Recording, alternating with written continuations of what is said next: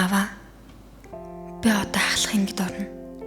Хичээлээ сайн хийж мундаг хүн болно гэж боддог.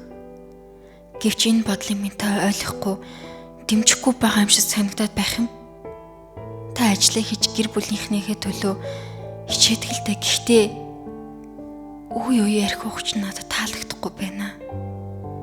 Аваа, та гэртээ хүмүүстэй хамт арих уухгүй байж болох уу?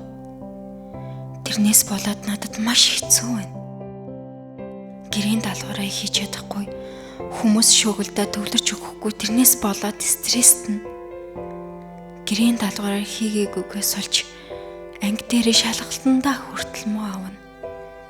Ангийн хүүхдүүд надад нэг л дургүй болж байна. Хичээлээ муу хийхээс гадна мохоо өнөр надад шингэсэн болохоор хүүхдүүд шоолоод байх шиг байна. Энэ хэвээр удаан өргөжлбөл би өөрийгөө хичээлдээ сайн мундаг хүн болсон байна гэж төсөөлөхгүй байна. Надад тусалж дэмжиж хайрлаж амьдрасан хэмээн танаас хичээнгүй л гойж байна. Хайр тавда охиноос.